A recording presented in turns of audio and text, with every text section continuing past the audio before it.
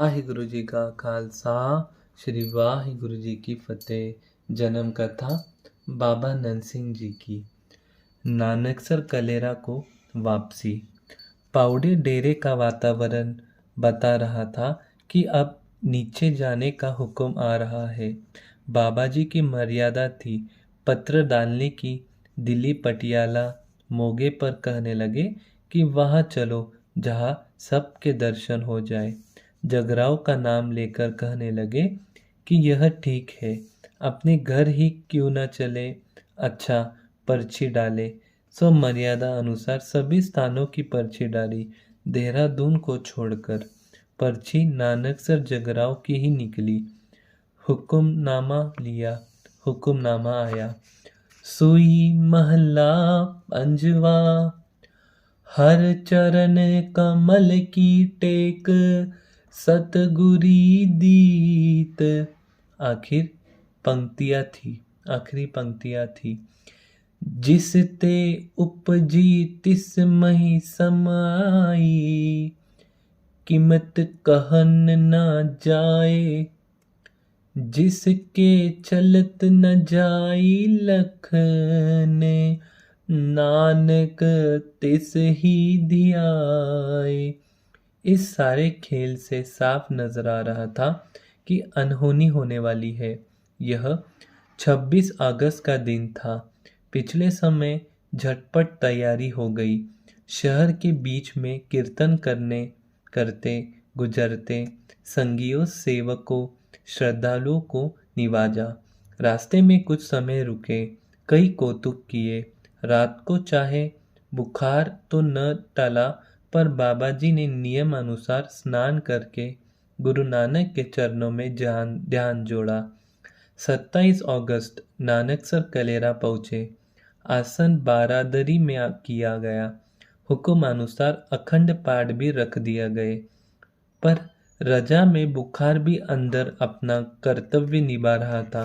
शरीर बहुत कमजोर था, यह तक कि संगतों के खुले दर्शन दीदार करने के लिए अगले दिन 28 अगस्त को दाढ़ी पर चढ़कर दीवान में जाने की इच्छा प्रकट की।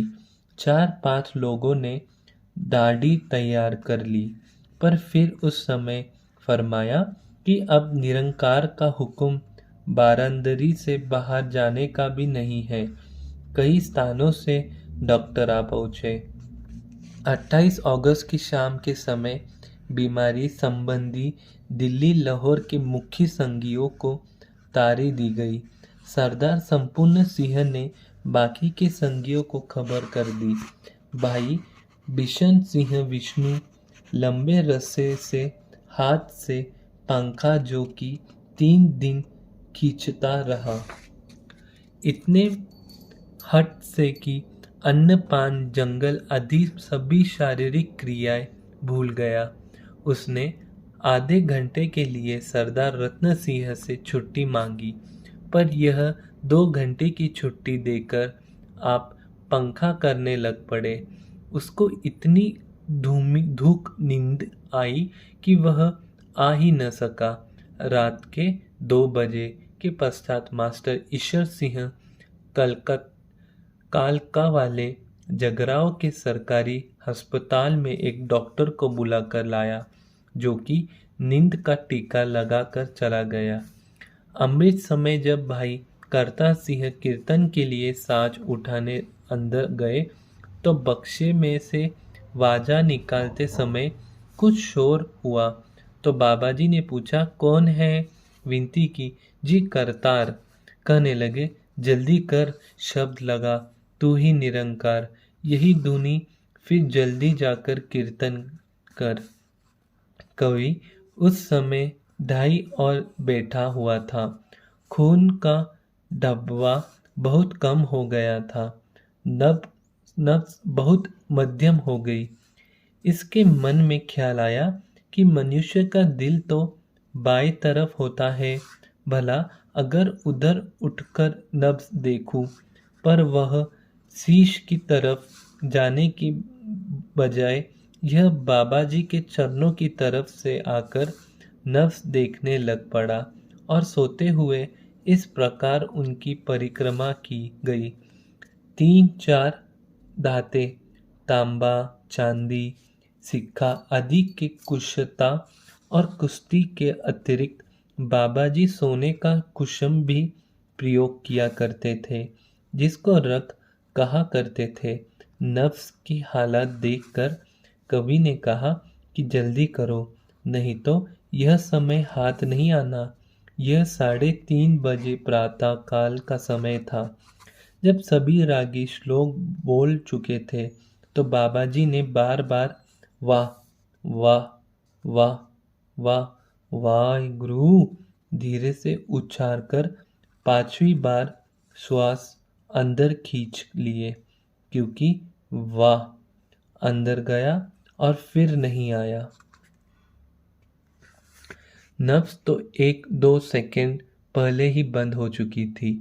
इतने में बाबा ईश्वर सिंह जी को कस्तूरी तो मिली नहीं, पर वे सोने का कुश्ता ढूंढ कर ले आए।